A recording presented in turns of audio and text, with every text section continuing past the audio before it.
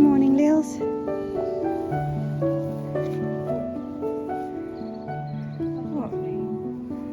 Oh, what a lovely green.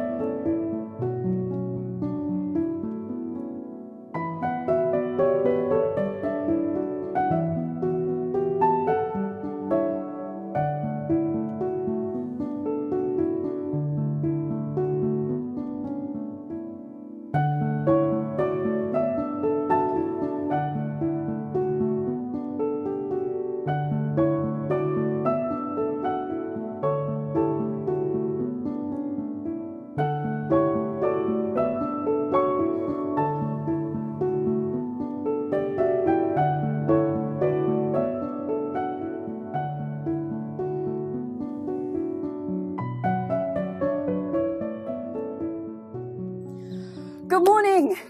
It is grey, but no wind. No, the last couple of days, well, about the last week, we've had like the build up to Storm Kathleen, and yesterday it was so cold. So we've been up around like 15 and then 16, 17, edging up. Yesterday absolutely plummeted. It was like 10 degrees in the day, 5 at night. Snow. It's not on. It's not on. Anyway, we're back up again today. It's 17. It's grey. There's not a breath of wind. It's absolutely lovely. Now, yesterday evening when I was hiding from said wind, I was going through the comments from last week's video and I had some of the most incredible suggestions for dahlias. So everybody had like written, oh, this one, this one, this one. I've been looking them all up and I've put them all on a list. And wow. And I can just see it. I'm just looking over at where we've made that bed, or part made that bed. Oh, I can see it. It's going to be amazing. But I mustn't get overexcited on the dahlia front because I have got things much more pressing to do. And the main one of those, if you saw me just writing out the list, is greenhouse related. So we have actually got the greenhouse floor, or what we're going to use as the greenhouse floor. And it's a bit of a gamble, but we're going to do it anyway. My first job is to get everything out of the greenhouse, all of the plants, and then deconstruct that bit of racking that I kind of temporarily propped up at the back. Get all of that out. Empty it out completely. We're going to clean the glass and we're going to level the floor. That is the first task of the day. Haha, I like the way I just said, oh, leveling the floor. That is the task that I'm really, really not looking forward to. The soil under here, there's nothing in it. Like, we haven't had any kind of hard standing in here. It's always just had weed-proof matting on and then years of wood chips sort of piled on top, which I pulled out a couple of weeks ago. So it is now just bare earth. But the compaction, I mean, it may as well be concrete. It's so solid. It's also doming in the middle, which is less than useful. Add to that the tree roots that are poking up through from the curly willow that's just behind it. I don't think it's going to be a fun task, chaps.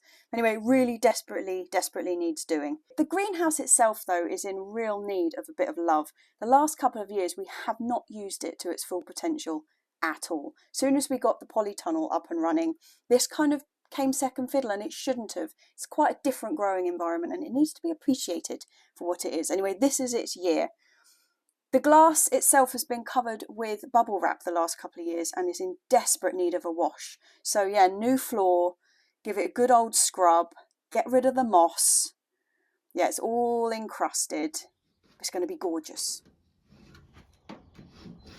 It's hard to see because you think you've got it. You think it's there, but it's not actually. It's on the other side. There's a big piece on this one. Okay, yeah. Right. Okay. The white speckling on the windows is also from limescale, from using the hard water hose in here, you know, misting in the summer. So we're going to try and limescale that, but I haven't really tried it out yet. So I'm going to do a test panel. Test panel done. Can you guess which one it was? It's the clear one at the back that's not white, and it looks like we're actually missing a piece of glass. It's so clear. It bodes well for the rest of the greenhouse because all of this is going to have to be washed inside and out. Hopefully it's all going to look like that. But yeah, unfortunately it's the floor first. I can't really do anything until I've flattened this bugger out. Luckily, this absolute monster of a rake thing that Johanna got me for Christmas is coming into its own. It's surprising how often I've used this beast.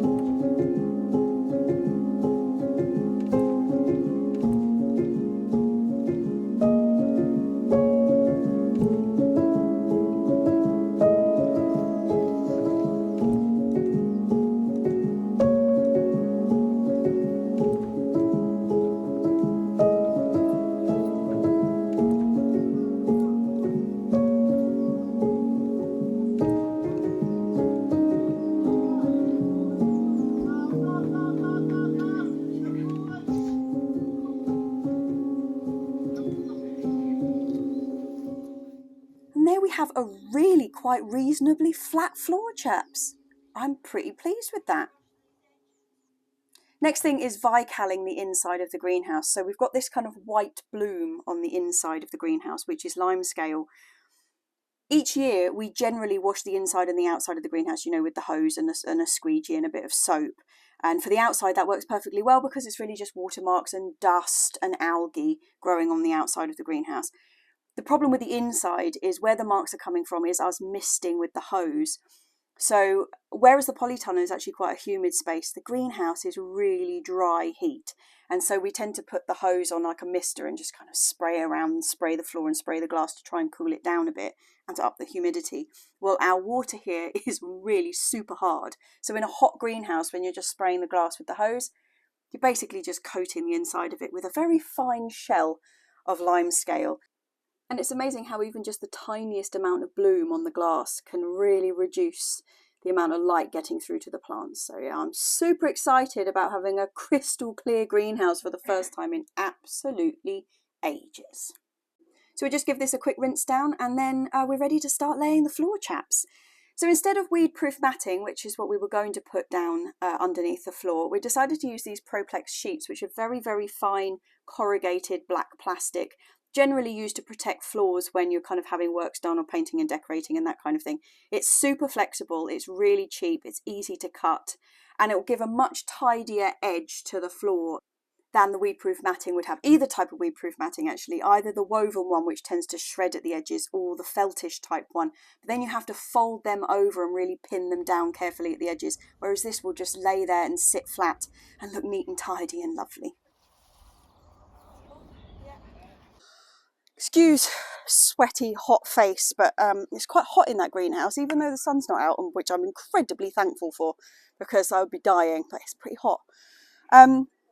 Okay, it is time to put the floor down, and this is what we've gone for. So these are actually from IKEA, of all places, and they are, do you remember the flooring that we put down underneath the shed? It was like clipped together. Oh, and here comes the sun. Okay, cool, you'll be all right. Okay, so the floor that we've got underneath the shed is like the base layer to put the shed on, was like clipped together driveway matting that was like this but without the top surface, and then we gravelled, like filled it with pea shingle and then put the shed on top. So I was thinking about something similar for in there, and I looked around, I found all these really expensive like clipped together floors. I was like, well, I'm not doing that. If I'm going to do that expense, I may as well go and get some nice paving for it. The only problem with the paving is dragging it up the hill because we've got no car access to here. So one of the advantages of this is it's super light. But these are actually flooring for balconies. You know when you get like a little concrete balcony, to pimp your balcony floor, IKEA provides you with these, which are little clipped together. It's like sort of fake wood, but grey, so it's not too obnoxious. And you just clip them together. They're UV tolerant, they're non-slip, and meant to be outside. So, I mean, I'm quite optimistic. They weren't wildly expensive, which is also another bonus, and they're light. So, I'm going to put these down, see what we think.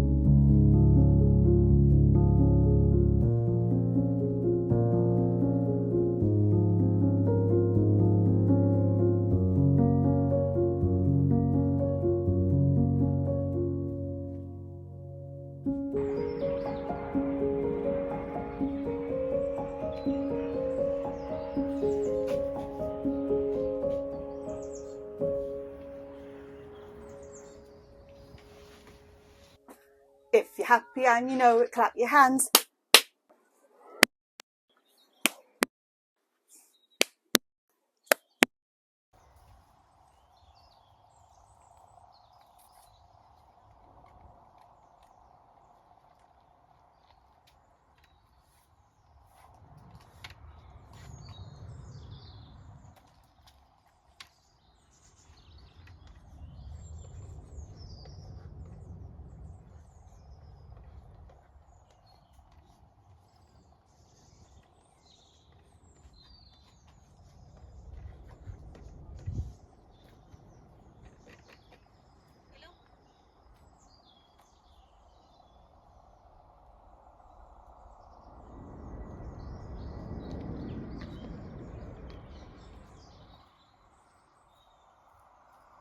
Oh, yeah, I'm pretty chuffed actually. Like, you know, when you imagine what something's going to look like and then you're like, well, it could be a bit dodgy when we actually get it in there. This is exactly what I was looking for. It's good. It's good. And now, obviously, we've still got quite a lot of stuff to do in terms of washing the glass. We've done the inside. The outside still needs a big old wash. It's still got all the moss on it, but we've actually got rid of all that lime scale build-up that was like all inside here. So that is a big bonus. Yeah, so then we've got to wash the outside. The water's back on now. You know, our water gets turned off over winter to stop, obviously, the pipes freezing and stuff, and pipes bursting, more importantly. Anyway, it's back on now, so we are all set to wash the outside of the greenhouse, but we've got one of those, you know, like those big, it looks like is it a boom? Like a big microphone thing on a stick at home to wash the top of here. So we'll bring that up with us tomorrow and get all that washed. Oh, I'm feeling really excited. Oh, actually, we've got a couple of bits and pieces that need planting in here. We've got, these are not grown from seed. I actually bought them at the, you know, when we were at, where were we? Oh, I have to squat. When we were at Squire's, God, it must have been about 3 weeks ago now, and they had a whole load of vegetable starts there. And I couldn't help it. I'm sorry, I was tempted. Anyway, what we ended up getting was some red cabbage. Oh, I'm going to just move you up because you can't see me. I might even invite you inside. Come on. There we go. Yeah, so we bought some red cabbage. They were in better nick when we got them, but they've been slugged. So red cabbage. Oh, got some kohlrabi because I had intended to get some started really super early this year and I completely forgot. So we just got, you know, a small packet of kohlrabi. I'll get them in. And I've got my own kohlrabi coming up now, which is, where are you, little kohlrabis? That is these guys. So we got some on the way. And then we also picked up a Savoy cabbage. I don't normally grow cabbages, if I'm perfectly honest. But we've always fancied a Savoy cabbage, and so they had some. So I don't know if I'm going to plant all of these. That's a lot of cabbage. But I'm going to plant some of them, and we'll see. Red cabbage and Savoy cabbage. The thing is with the cabbages, though, that even if they're a complete fail, the girlies love them. They don't mind if they don't have a sort of a tight, nice head that can be chopped up for salad. They couldn't care less. Yeah, so it'll always be girly fodder if they don't work. Anyway, I'm going to go and put these in the bed that we chopped the field beans down in last week. Oh, look at that floor. Oh, isn't it beautiful? So this is where Mum was strimming the tops of the field beans last week. We leave the root systems in place because that's where all the nodules of nitrogen are that they've freed up, ready for the next crop to use. That's what we use them for, as a green manure. I'm planting straight through the mulch that we then put on top of those, and I will be putting a dusting of lime in the bottom of each of these holes before I plant them. Now the camera picks up the white of this powder really intensely. It looks like I'm putting masses in there, but I promise you I'm not. It's just a bit of a dusting.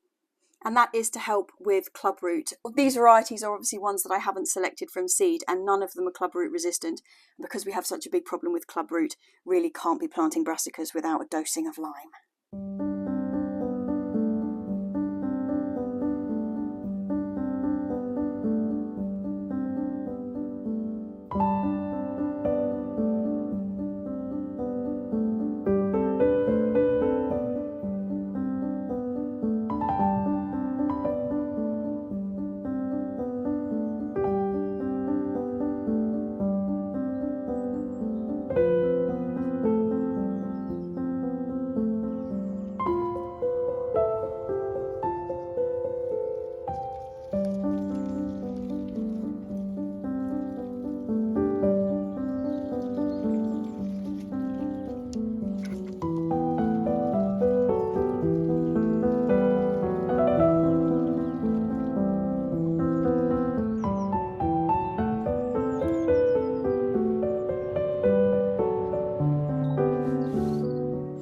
Are you right in there?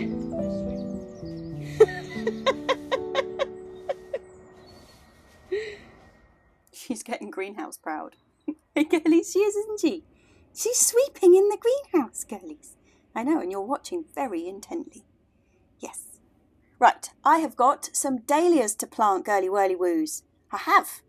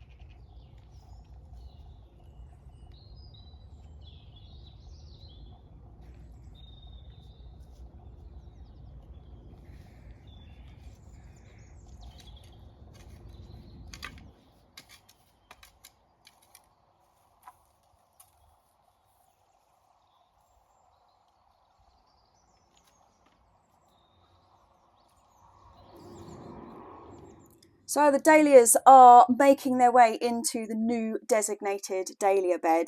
We've cleared about just over 3 metres of this little patch. It's going to be much longer, but I've also got 7 dahlias which I've rescued out of the other beds, which are the first ones that need to go in because they're starting to sprout.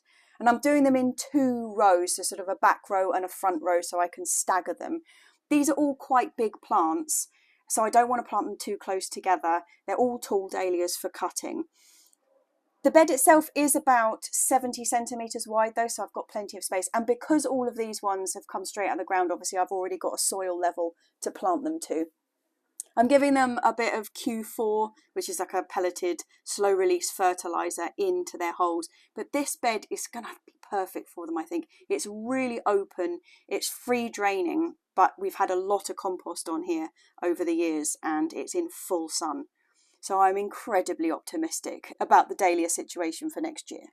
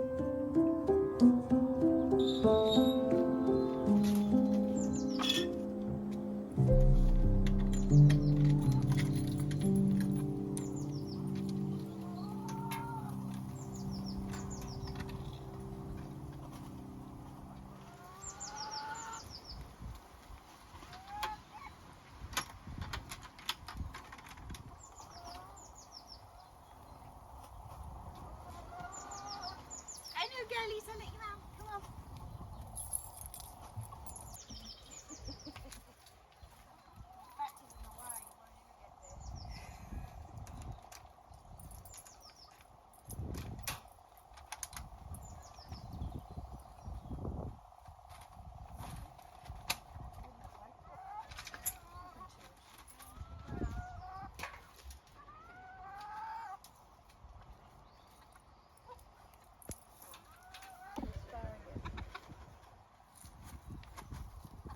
Come on, Ruby Roo, you know how to escape. Off we go, there, up we go, and Margot, yeah, good, good. They're the two smarties.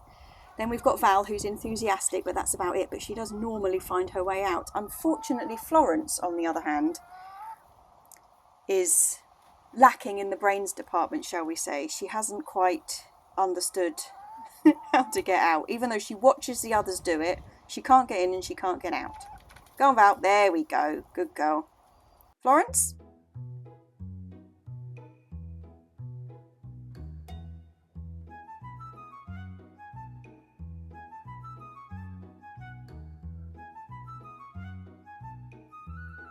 The others are busily tucking into the sorrel, having a lovely time, and Florence is still running backwards and forwards in the house. Come on, Dum. Come on, Dum. Come on, Dumbo.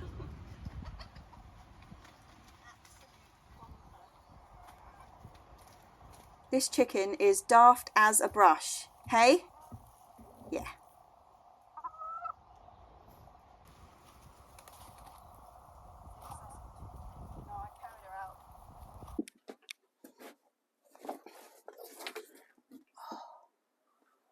What a day.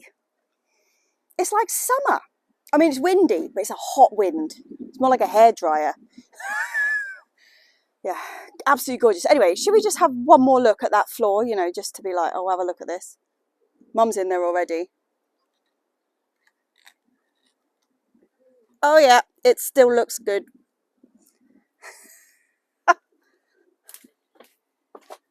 Yeah, still happy with this floor. Right, what were we planning to do today? Right, we're washing. We're washing the outside, so we've got to get the hose unwound. That is the first job. Reconnect the hose. You know, that is like proper sign of winter is over. Hose out. Where did we put it? Under there. Okay.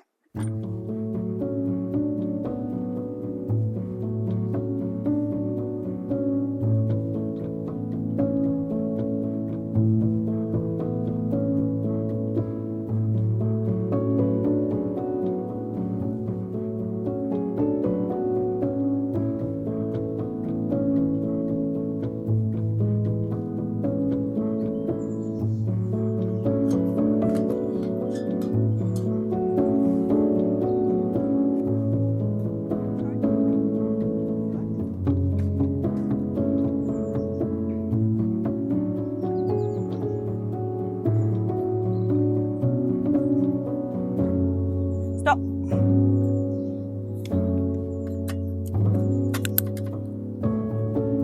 Okay.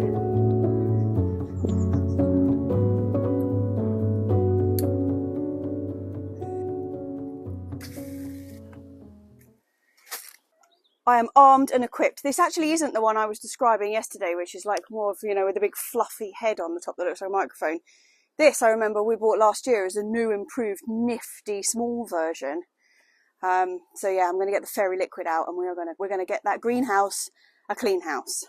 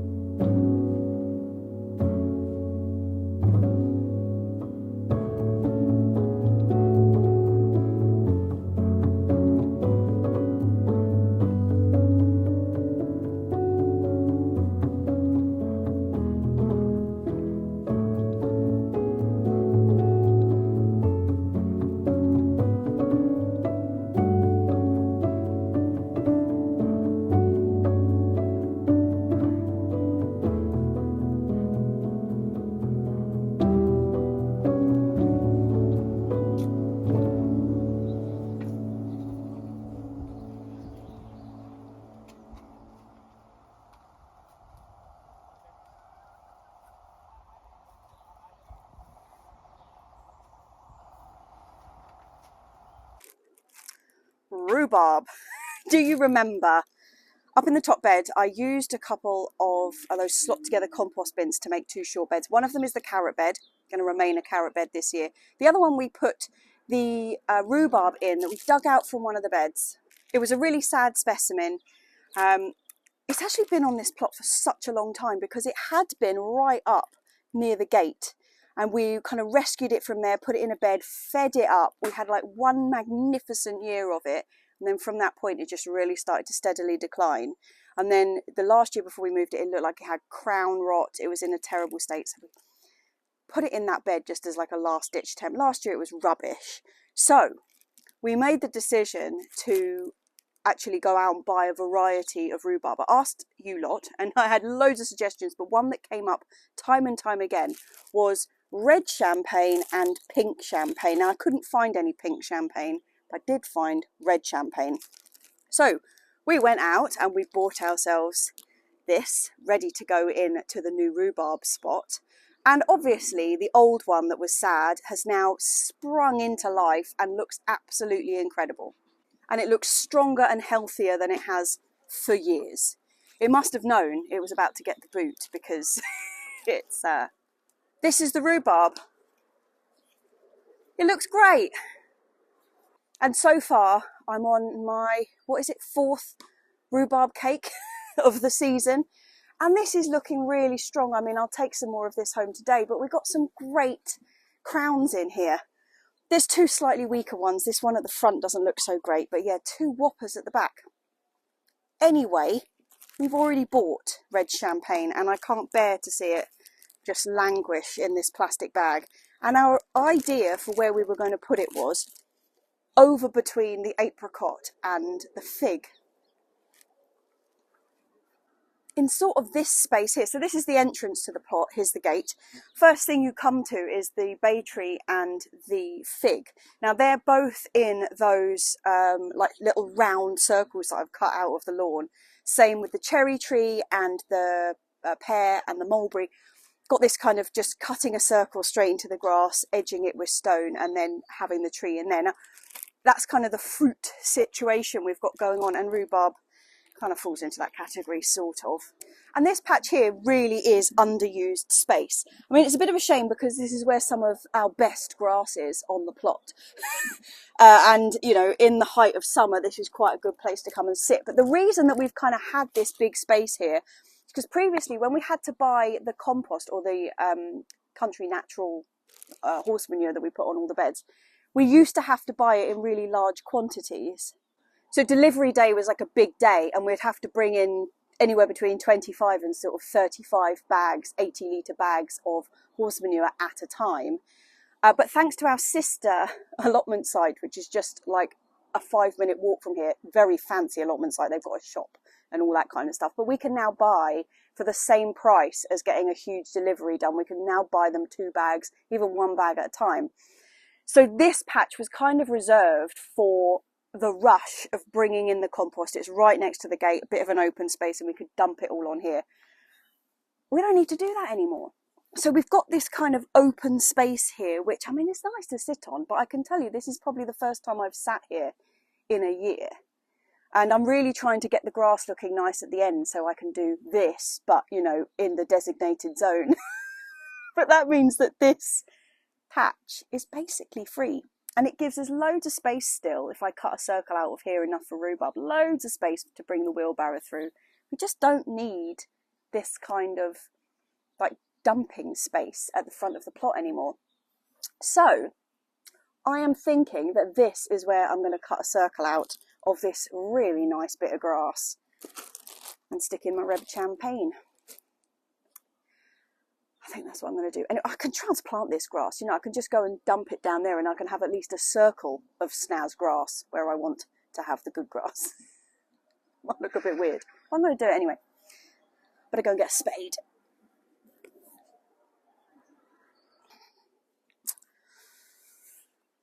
Right, well, my constraints are that we need to still be able to mow the rest of this grass. So a bit like where I've got the peach and I don't have a peach tree.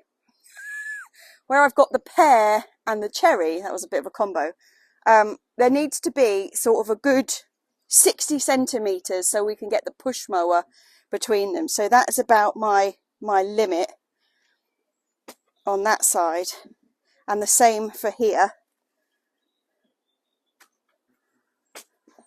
So that will give me enough space to get round with the mower, and I also need plenty of space to be able to get down, because it's the main access of the plot. I need plenty space to get down with the, what's it called? Wheelbarrow. So I reckon about there. I could probably go a little bit wider, but let me make a circle out of this, just see how we go.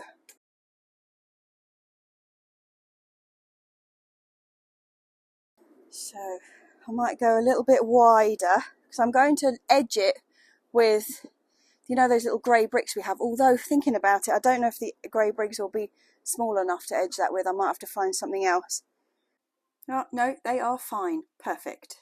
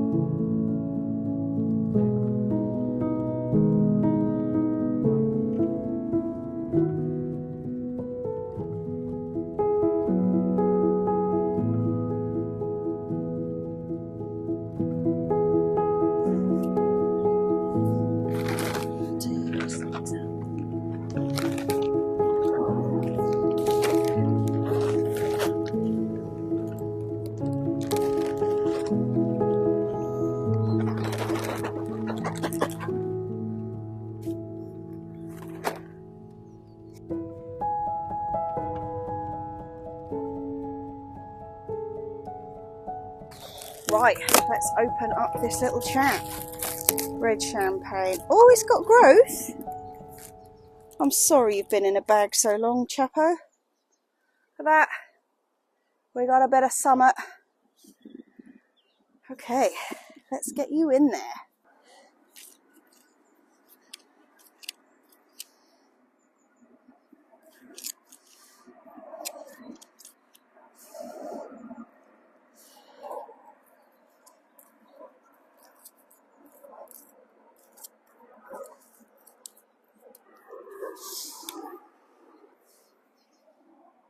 And that's it. Rhubarb in.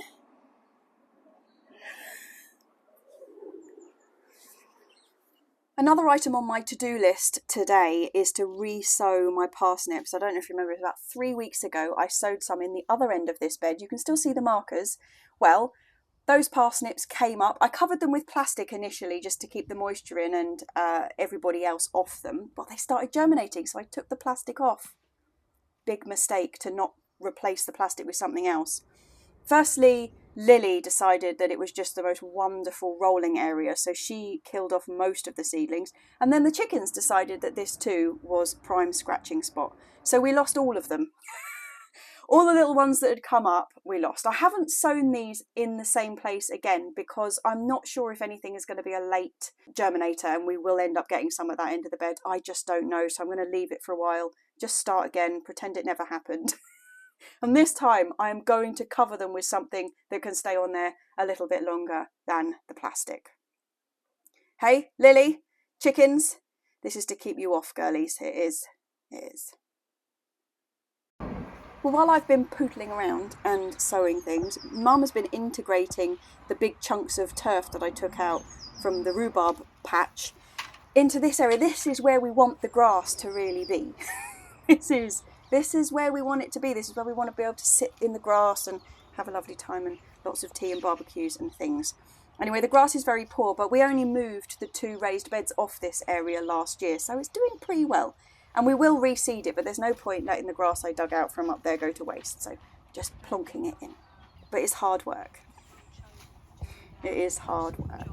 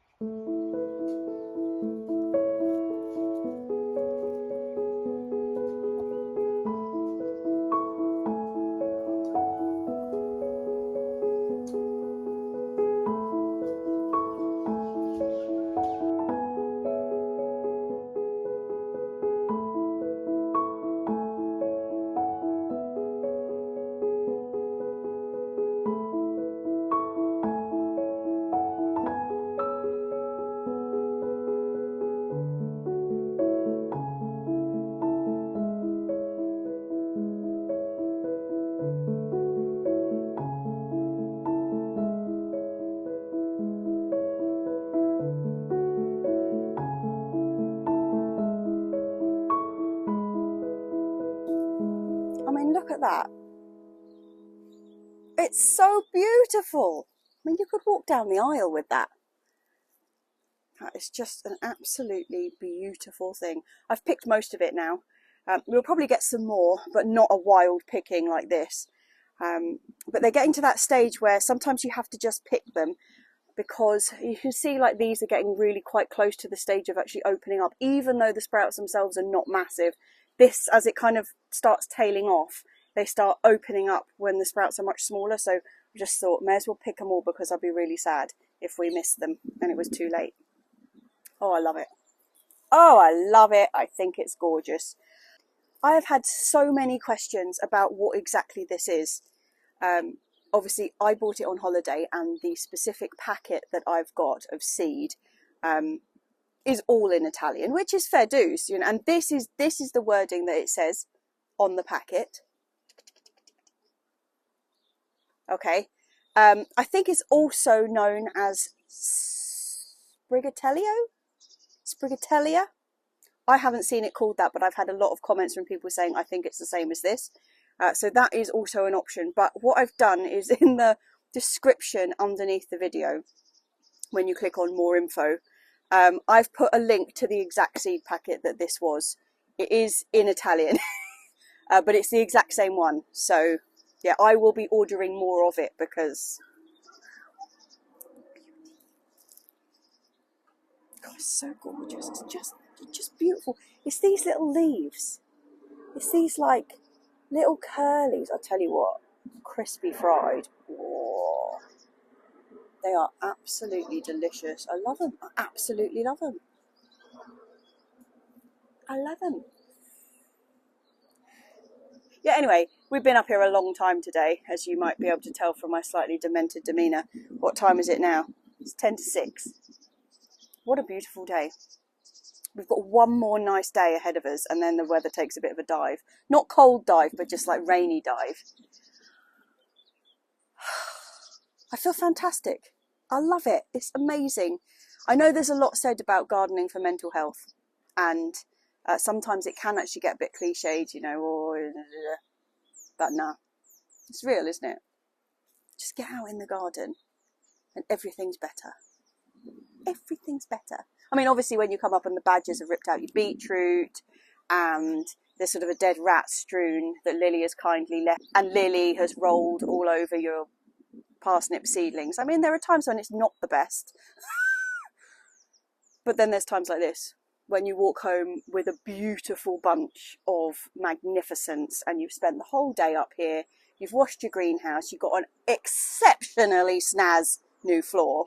The blossom's out, the birds are singing. It's pretty bloody nice.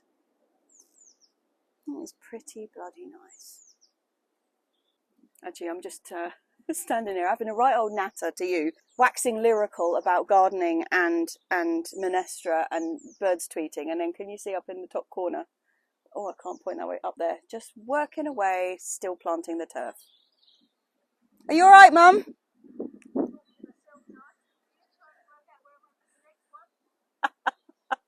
She's all right. She's going to be knackered tonight. It's all right. I'll fix the situation with wine and ballotti bean stew and minestra. She'll be fine, rest assured. Look at that. No, not interested. You've got very poor taste in vegetables, Lily. You only like dead animal vegetables. You do. Yeah, very poor taste. Very poor taste. And less of the dead rats, huh? Because that's not the best surprise to come up to. I mean, I love dead rats. Dead rats better than alive rats eating the tomatoes, but still, you know. Maybe not right in the middle of the path.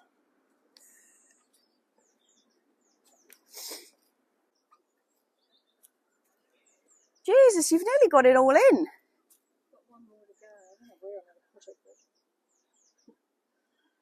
They're all in bits, but Well, yeah, but... I don't know whether maybe down that way, do you think? Yeah, one there maybe. There's nothing there, is there? How big is that one? Just Little square. It's a shallow one too. It's very rocky under here. Yeah. Shall I just dump that on there? I'm sure that'll be fine. You think so? Yeah, I do. Look how it's skinny. Right. Well, I'll just rake that around a bit, or just leave it in the pile. Leave it. It'll wash in and do all the good things. It now, and then I've got to just do those daffodils, and then I'm done. Yeah. Right. Well, what was dinner again tonight? Dinner is now minestra. Yes. And bean stew. Right, with chicken bean stew. Chicken bean stew.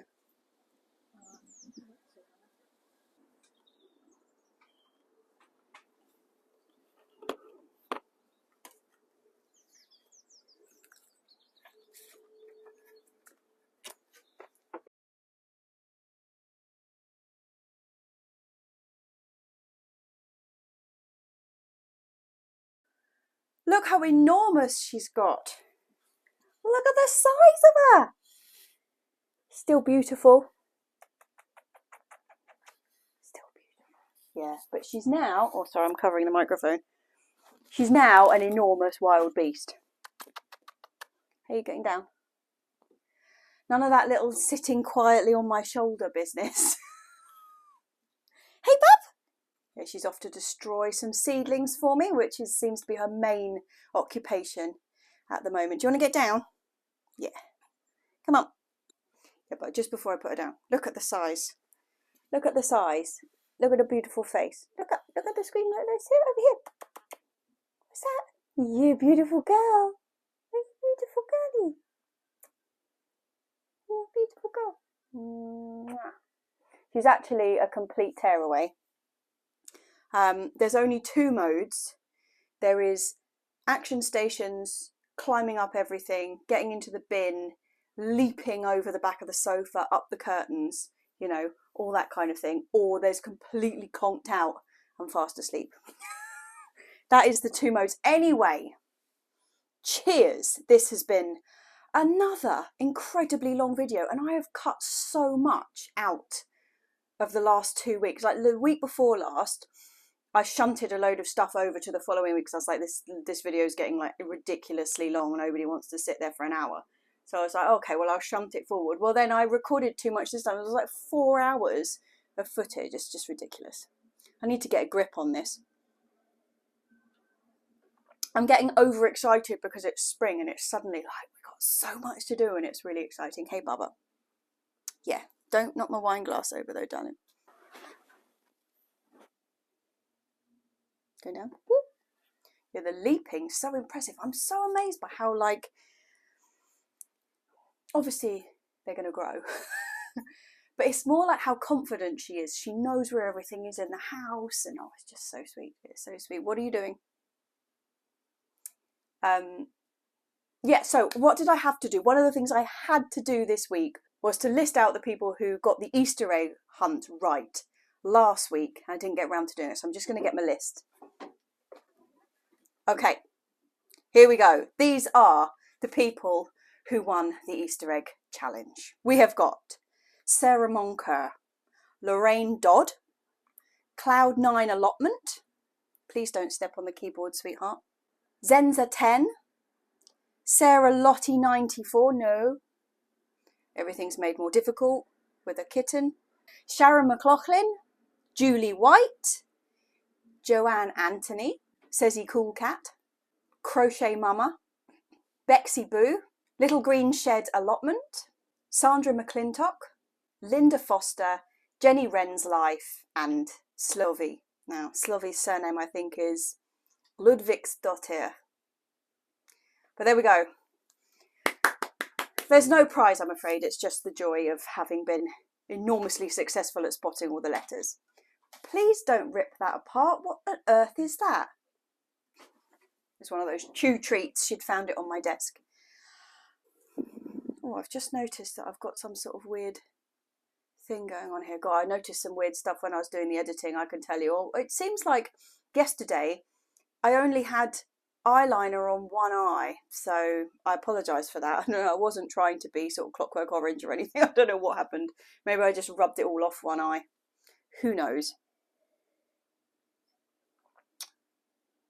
But we had a lot of stuff go on this week. A lot of it is incredibly fast sped up footage, and I chopped a load of it out. But you get the gist. We've got a floor, we've got rhubarb. What else did we do? We got more parsnips in after destruction of the wildlife.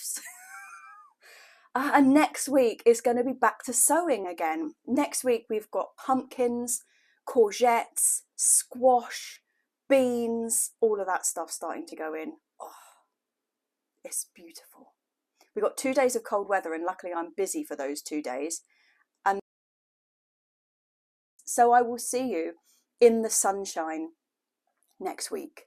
Enormous thank you to my Patreons as ever.